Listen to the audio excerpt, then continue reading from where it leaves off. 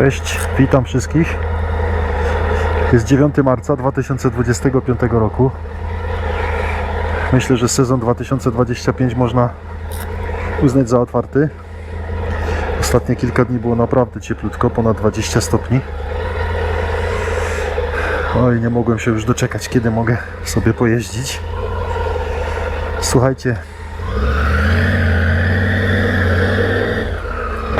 ktoś kiedyś pod którymś filmem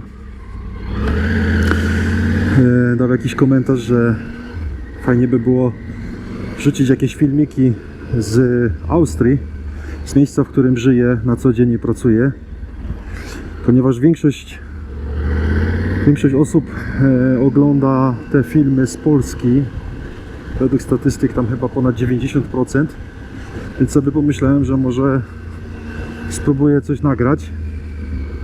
Może zrobię jakąś serię, nie wiem, kilka filmów o jakichś ciekawych miejscach tutaj z Austrii, jakieś ciekawe trasy, miejsca spotkań motocyklistów. Zobaczymy, czy w ogóle komuś się to spodoba, czy będziecie chcieli to oglądać. I pierwszy ten film, jaki chcę nagrać, to chcę Wam pokazać miejscowość, miasteczko Mödling, okolice Wiednia. To jest miasteczko, w którym mieszkamy, żyjemy, pracujemy, ja, moja żona i moje córki. Mieszkamy tutaj, pracujemy tutaj obydwoje z żoną, moje dzieci tutaj chodzą do szkoły, więc pokażę Wam to miasteczko oraz okolice. Zapraszam.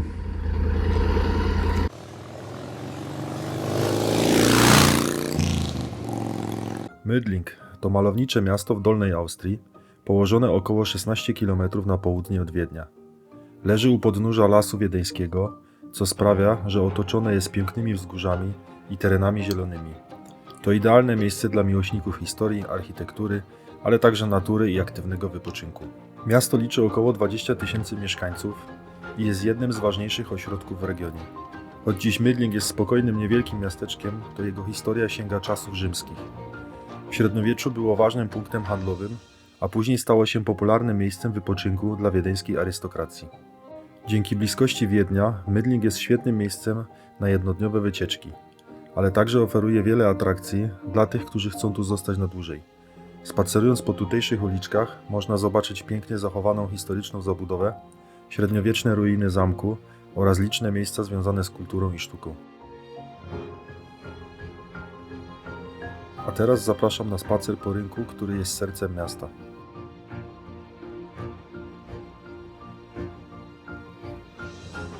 Znajduje się na głównym rynku Mödling. To serce miasta tętniące życiem, zarówno dzień, jak i w nocy. Wokół mnie widać pięknie zachowane kamienice z różnych epok, a wśród nich kawiarnie, restauracje i lokalne sklepy. To miejsce idealne, by zatrzymać się na chwilę, napić się kawy i po prostu cieszyć się atmosferą.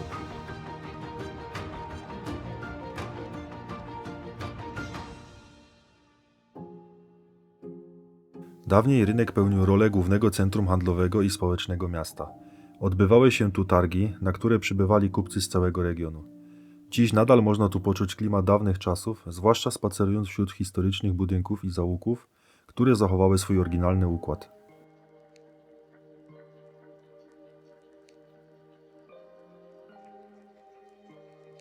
Wiele z tych budynków ma setki lat i każdy z nich skrywa swoją historię. Warto zwrócić uwagę na szczegóły. Zdobienia fasad, drewniane okiennice i brukowane uliczki nadają temu miejscu niepowtarzalny charakter.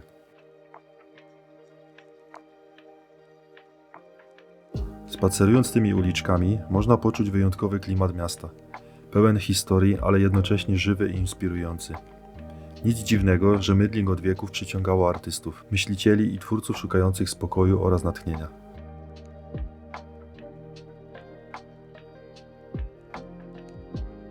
Mödling ma również silne związki z kulturą. Mieszkał tu i tworzył m.in. Ludwig van Beethoven.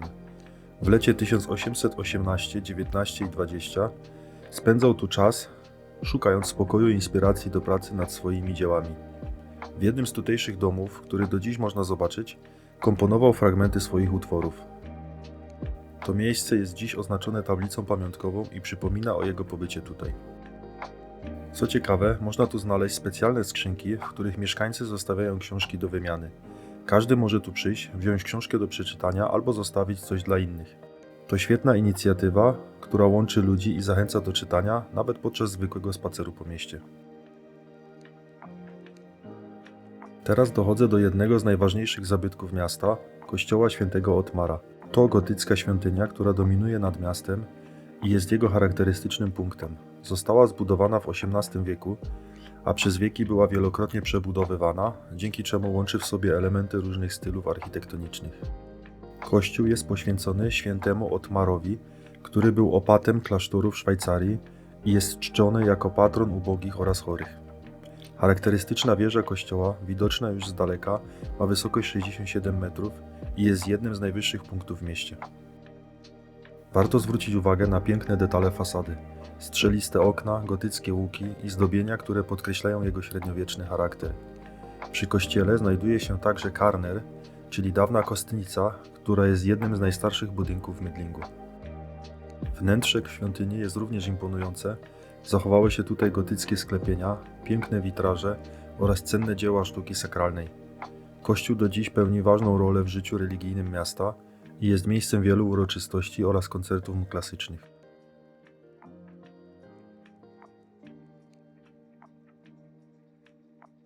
Wychodząc z kościoła, kieruje się wyżej na jedno z najwyższych punktów widokowych w mieście. Wspinaczka nie jest długa, ale warto się tu zatrzymać, bo z tego miejsca rozciąga się niesamowita panorama miasta. Widać stąd urokliwe Stare Miasto, a także otaczające je wzgórza Lasu Wiedeńskiego. Przy dobrej pogodzie można dostrzec nawet Wiedeń z oddali. To miejsce świetnie pokazuje, jak blisko natury znajduje się to miasteczko, dosłownie na styku historii i przyrody.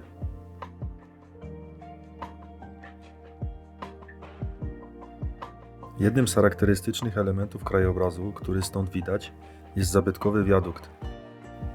To część pierwszego wysokociśnieniowego wodociągu, który doprowadzał wodę do Wiednia. Zbudowany w XIX wieku, miał na celu zaopatrzenie rozwijającej się stolicy w czystą wodę ze źródeł w Alpach.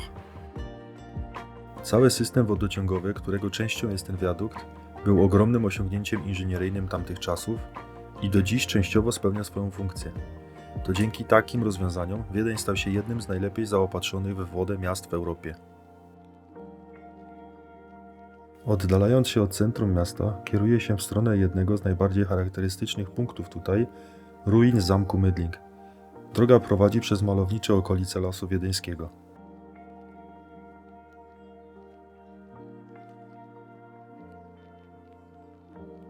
Ruiny zamku położone są na wzgórzu nad miastem. To średniowieczna warownia, której historia sięga XII wieku. Zamek należał do rodu Babenbergów, dynastii, która rządziła Austrią przed Habsburgami. W czasach swojej świętności był jedną z najważniejszych twierdz obronnych regionu, strzegąc szlaków handlowych i zapewniając bezpieczeństwo mieszkańcom. Niestety w XIII wieku zamek został poważnie uszkodzony, a z czasem popadł w ruinę. Mimo to jego pozostałości wciąż robią wrażenie. Można tu zobaczyć fragmenty murów obronnych, resztki wieży oraz fundamenty dawnych budynków.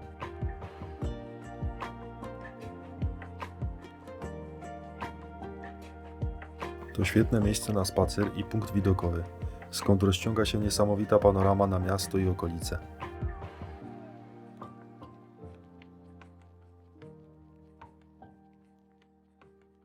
Niedaleko stąd warto również odwiedzić Huzarentempel, tłumacząc to na język polski, świątynia huzarów lub pawilon huzarów. Charakterystyczny pawilon widokowy położony na wzgórzu nad miastem. Jest to budowla wzniesiona w 1813 roku na cześć husarów, elitarnej jednostki kawalerii walczącej w wojnach napoleońskich. To miejsce nie tylko upamiętnia historię, ale też oferuje niesamowity widok na okolice. Ze szczytu można podziwiać rozległą panoramę Lasu Wiedeńskiego, Mydlingu i pobliskich miejscowości. To jeden z najlepszych punktów widokowych w tej części regionu, idealny na chwilę odpoczynku i podziwianie krajobrazu. Jadąc dalej, oddalam się od miasta i zbliżam się do kolejnej imponującej budowli – zamku Burg Liechtenstein. To jedna z najlepiej zachowanych średniowiecznych twierdz w Austrii, położona na skraju Lasu Wiedeńskiego. Zamek został wzniesiony w XII wieku przez ród Liechtensteinów, od których wziął swoją nazwę. Choć w XVII wieku został częściowo zniszczony, to w XIX wieku odbudowano go w stylu neogotyckim, przywracając mu dawną świetlność. Dziś Burg Liechtenstein jest popularnym miejscem turystycznym. Można tu zwiedzać wnętrze, podziwiać średniowieczne mury i wieże, a także cieszyć się pięknym widokiem na okolice.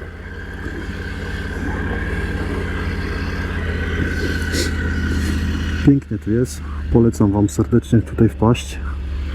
To jest zaraz obok Wiednia. Można sobie pozwiedzać ten zamek. Tam u samej góry fajne widoki. Widać cały Wiedeń z góry. Widać Mödling. Tu można sobie pochodzić tam po parku, uliczkami. Naprawdę świetnie. Tam za tymi budynkami są korty tenisowe, można sobie zagrać w tenisa. Tutaj łąka. Naprawdę fajne miejsce. No dobra, jedziemy dalej.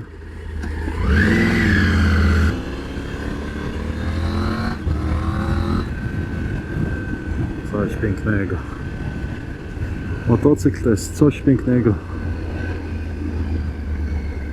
Popatrzcie, jak to ładnie.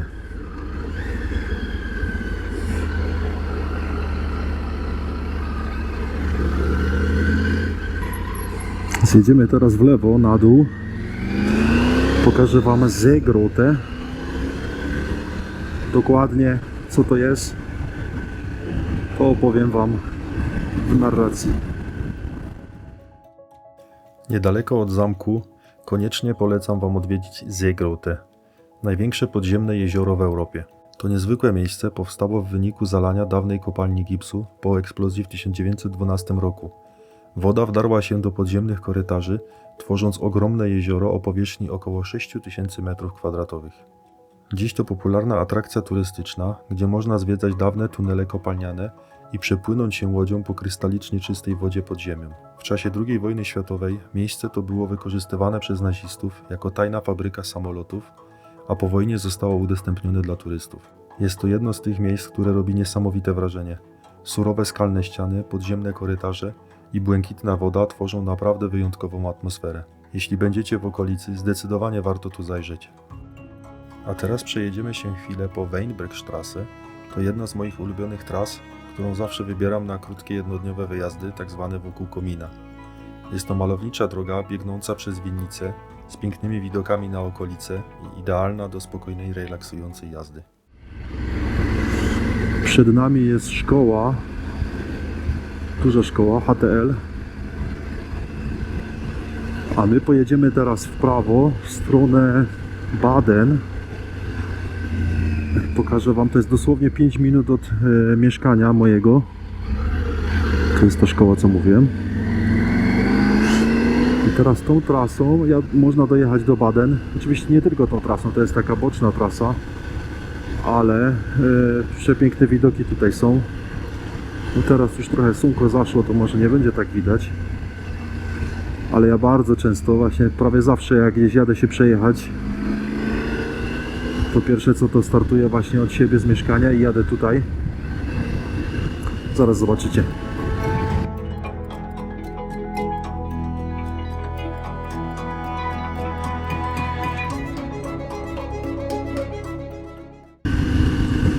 A tutaj jest Panorama Restaurant. Również polecam, jak ktoś będzie w tych okolicach.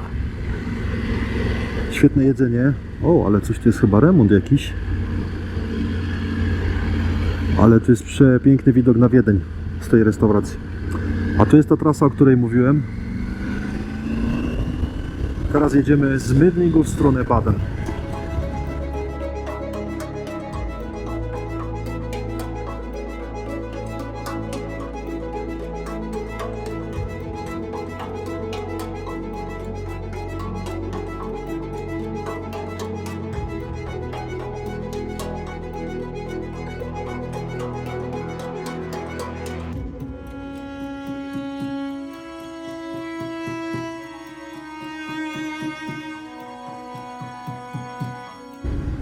Tutaj dookoła, co widzieliście, to są wszędzie winnice.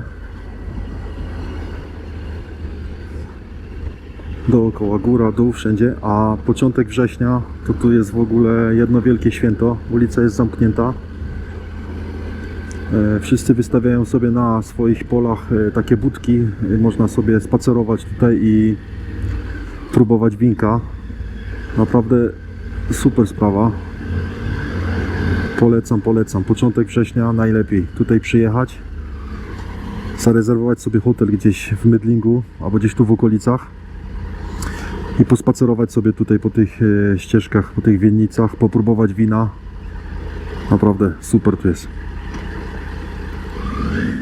Ulica ta i okolice są częścią krajobrazu kulturowego winiarskiego regionu Dolnej Austrii, który od 2008 roku jest wpisany na listę światową dziedzictwa UNESCO. To wyjątkowa lokalizacja, gdzie tradycja winiarska łączy się z przepięknymi krajobrazami, a historia tego regionu sięga setek lat. Warto odwiedzić to miejsce nie tylko dla win, ale również by poczuć tę unikalną atmosferę, która została doceniona na całym świecie. Jeśli będziecie tu w okolicach września, możecie nie tylko spróbować pysznych win, ale też zobaczyć, jak tradycje winiarskie są pielęgnowane przez pokolenia. No tam coś już jest. Nawet nie wiem, co oni tu mają. O, widzicie takie właśnie budki jak tutaj, jak tam. Można się zatrzymać, posiedzieć, napić się wina.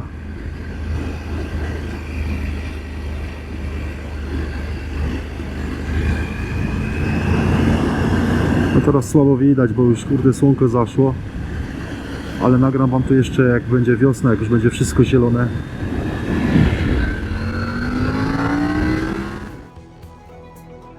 Podsumowując, jak wam się podoba okolica, w której mieszkam? Jeśli ktoś z was planuje odwiedzić te regiony, chętnie służę pomocą. Jeśli tylko będę mógł, z przyjemnością wam pomogę. Jeśli dotarliście do tego momentu, to bardzo się cieszę, bo oznacza to, że choć trochę was zainteresowałem. Jeśli wam się podobało, zostawcie łapkę w górę, komentarz i subskrypcję. To dla mnie ogromna satysfakcja i motywacja do tworzenia kolejnych filmów w tym temacie. Dzięki za oglądanie i do zobaczenia w kolejnym odcinku.